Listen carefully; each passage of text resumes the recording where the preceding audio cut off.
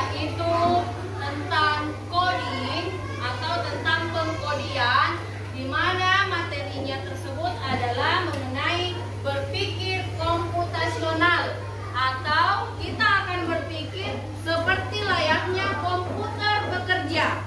Nah, ada yang sudah paham, yang sudah pernah lihat apa itu coding? Pembelajaran coding belum? Oke, kalau begitu, bentar anak-anakku sekalian, silakan menyimak baik-baik materi kita hari ini. Setelah itu kita akan mensimulasikan bagaimana saja sih yang dinamakan berpikir komputasional. Manusia diarahkan untuk berpikir seperti komputer.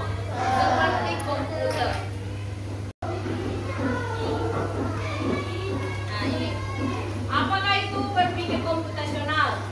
Berpikir komputasional yaitu cara berpikir untuk menyelesaikan masalah dengan langkah-langkah yang jelas dan struktur. Struktur itu teratur. Jadi ada langkah-langkahnya, kita susun agar langkah-langkah itu sesuai dengan urutannya, mulai dari pertama sampai terakhir. Mirip seperti caranya komputer memecahkan masalah. Nah, jadi untuk kedepannya nanti anak-anakku semua akan belajar tentang, kita akan belajar dan berlatih kita untuk berpikir seperti komputer. Lanjut. Nah, ada 4 langkah supaya kita bisa berpikir seperti komputer. 4 langkah berpikir komputasional. Yang pertama adalah dekomposisi. Ya, siapa yang bisa baca apa itu dekomposisi? Oke, silakan. Silakan. Asara. Berdirilah. Ya, baca. Dekomposisi memecah masalah besar menjadi bagian-bagian kecil yang lebih mudah diselesaikan. Oke, silakan duduk. Jadi dekomposisi adalah memecahkan masalah besar menjadi bagian-bagian yang kecil supaya lebih mudah terselesaikan. Jadi ada satu masalah besar yang akan kita pecah menjadi bagian-bagian kecil. Nah, lanjut yang kedua, apa itu? Hah? Pengenalan? Pengenalan pola. Siapa yang mau baca? Oke, Hajar. Dari situ saja, nak. Berdiri. Mencari keamanan atau pola dalam masalah untuk memudahkan penyelesaian. Oke, duduk, silakan. Ya, jadi kalau pengenalan pola, ada yang namanya pola. Mencari kesamaan atau pola dalam masalah untuk memudahkan penyelesaiannya. Cari persamaannya, persamaan sebelum kita melanjutkan pola berikutnya. Apa polanya yang ada di depan? Kita baru melangkah hingga ke belakang sampai selesai suatu masalah. Lanjut yang ketiga, apa itu? Abstraksi. Siapa yang mau baca? Oke, Nikita. Memilih informasi penting dan mengabaikan detail yang tidak diperlukan. Silakan duduk. Jadi abstraksi adalah memilih informasi penting, mengabaikan yang tidak diperlukan. Dalam suatu masalah pasti ada sesuatu hal yang tidak terlalu kita butuhkan. Yang tidak dibutuhkan itu kita buang. Yang diambil adalah informasi penting. Informasi pentingnya saja yang kita ambil supaya bisa dipecahkan masalahnya. Lanjut yang keempat, apa lagi? Algoritma. Siapa yang mau baca? Ya, silakan Ikram.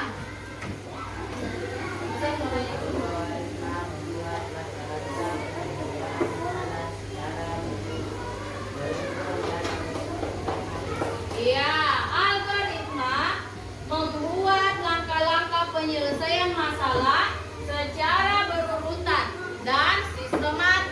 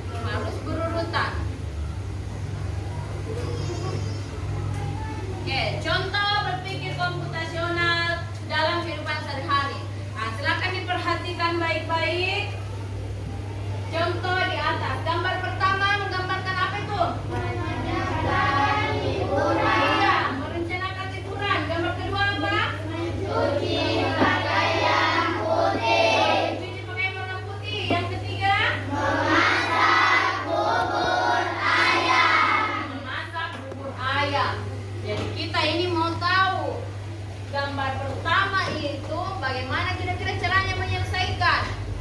Apakah melalui langkah pertama, langkah kedua, ketiga, atau keempat?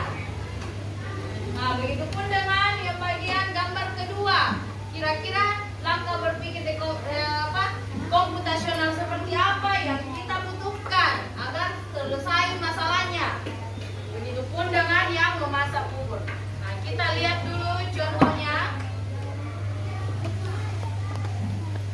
Secara dekomposisi. Dekomposisi tadi apa? Ada satu masalah besar, kita pecah menjadi bagian yang kecil. Nah, masalahnya di sini, bagaimana kita bisa membuat sandwich atau burger. Kira-kira yang langkah pertamanya apa dulu? Ambil 2 lembar roti tawar. Iya, kalau kita mau bikin sandwich, kita ambil dulu roti tawarnya. Ambil 2 lembar roti tawar.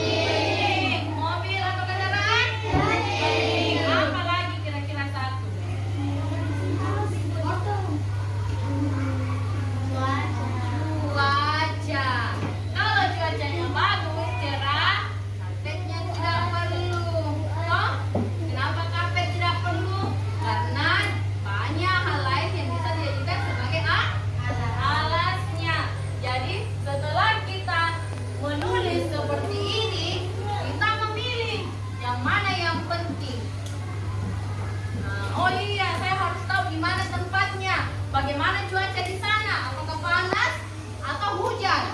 Terus kendaraan yang kita pakai apa? Nah, yang tidak penting itu misalnya ada penjual makanan di sana itu tidak penting. Jadi dicoret. Nah, langkah yang kita lakukan ini termasuk dalam kegiatan apa? Kegiatan abstraksi. Nah, ini sudah mulai bisa membedakan. Lanjut, membuat algoritma sederhana. Algoritma sederhana yaitu langkah-langkahnya. Langkah-langkah yang harus kita ambil menyelesaikan sebuah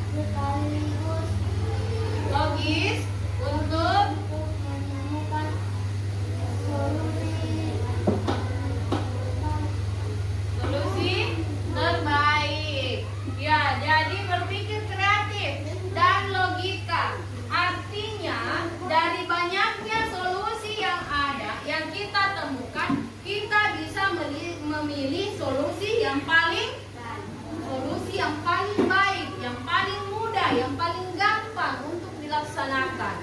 Yang ketiga, berguna untuk semua pelajaran. Coba dibaca, Chandra. Berdiri. Suaranya kasih besar.